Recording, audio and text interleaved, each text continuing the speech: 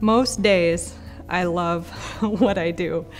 You know, it's funny. It has turned out that I spend a lot more of my time than I ever dreamed possible sitting behind a computer. It's just not, as a young painter, it's not how I visualized my future.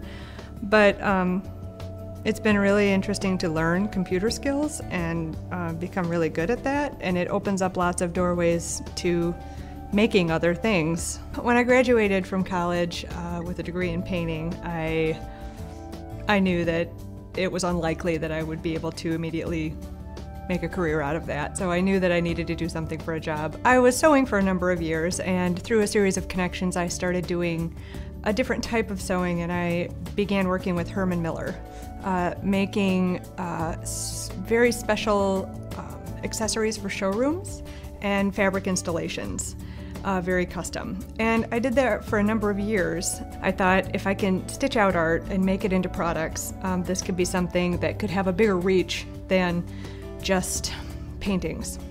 So that was a very exciting idea to me, and at that time my mother was ready to leave her corporate job, and she's always been very helpful to me in running my business and a great cheerleader, and she has a business background, so it was perfect partnership.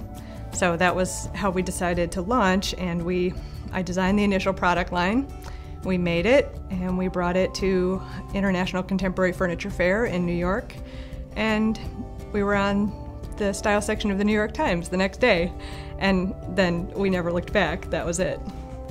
Running the textile business takes an awful lot of my time, and even though painting is very important to me and it's where some of my best, most creative work happens, the business is very demanding. So finding that balance has been difficult, but when I get a really good surge of creativity, and I feel it coming, I just put everything else on hold, and I go into the painting studio, and that's it.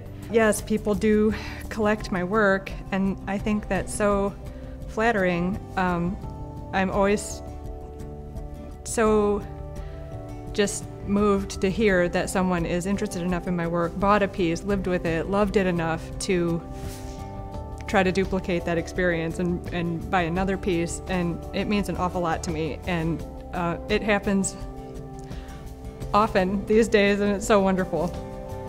I think it's really important to come to a point as a young artist where you understand that people are not going to line up to buy your work necessarily at this point in your career. So I think you have to be very open-minded about other possibilities.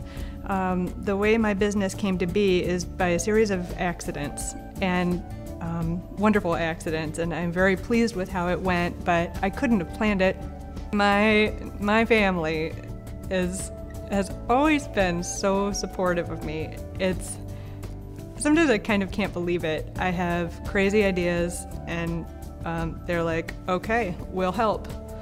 You know, and I really couldn't do this without my family. So I have been very lucky, and I appreciate it so much. And they think I'm brilliant, and it cracks me up because I'm just doing what I'm doing,